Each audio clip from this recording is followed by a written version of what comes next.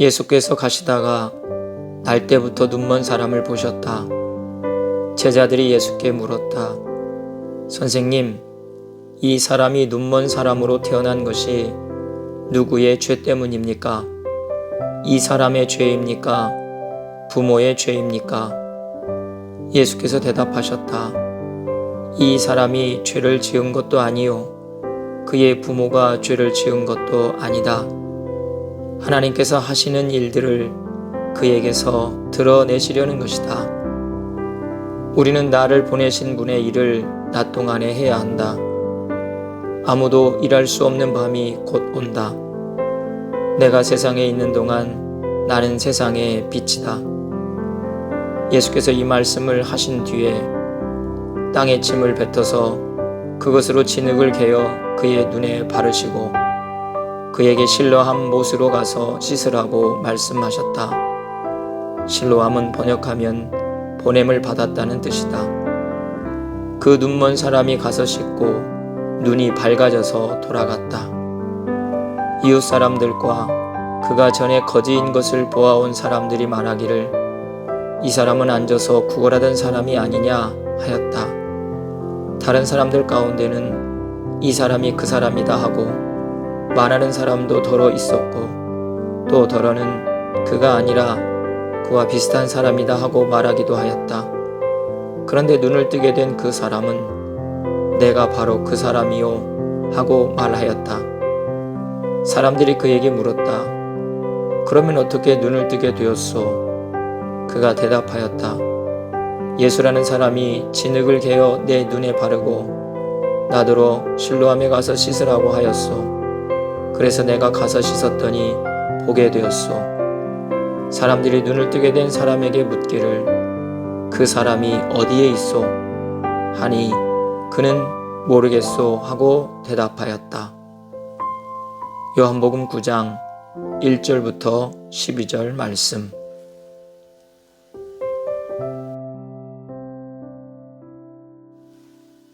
예수님 안에서 우리의 삶은 희망. 어느 날 예수님이 제자들과 함께 가시다가 날때부터 보지 못하는 시각 장애인을 만나셨습니다. 제자들은 그의 불행을 하나님의 형벌로 이해하고 예수님께 그 불행이 누구의 죄 때문이냐고 물었습니다. 예수님은 하나님께서 하시는 일들을 그에게서 드러내시려는 것이다 라고 대답하셨습니다. 예수님은 앞을 보지 못하는 사람에게서 하나님의 영광을 보셨습니다. 그리고 그 영광을 드러내셨습니다. 우리가 불행을 극복하지 못하는 이유는 숨겨진 하나님의 영광을 보지 못하기 때문입니다. 우리가 어떤 불행한 사건에서도 하나님의 영광을 볼 수 있다면 절망하지 않게 됩니다. 하나님의 영광은 겉으로 보기에 화려함, 양의 많음, 사회적인 성공, 경제적 풍요에 있지 않습니다. 하나님의 영광은 오히려 포기하고 절망한 데서 드러납니다. 집을 짓는 데는 그것을 짓는 데 필요한 잘 다듬어진 자재로 목재나 석재가 사용됩니다. 자연석이나 옹이 많은 나무나 울퉁불퉁한 나무 뿌리는 쓸모가 없습니다.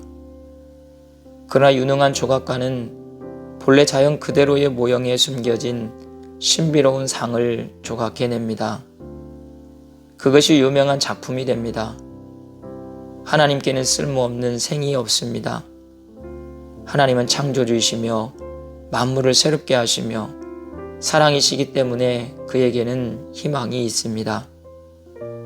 우리의 삶이 고달프고 힘든 것은 하나님의 희망 가운데서 살지 못하기 때문입니다. 우리에게는 너무 인내가 없습니다. 하나님의 희망을 모르기 때문입니다. 인내는 하나님에 대한 신뢰와 희망을 가진 사람만이 할 수 있는 삶의 태도입니다.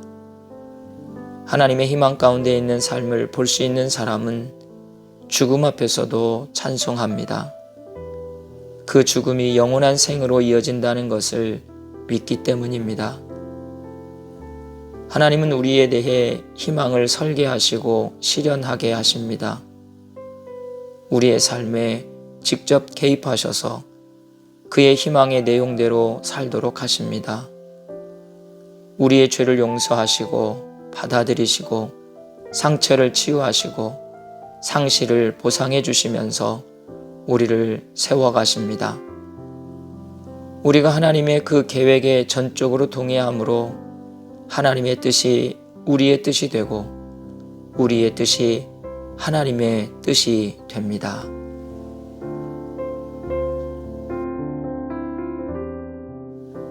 하나님, 우리 안에 있는 하나님의 희망을 보게 해 주십시오.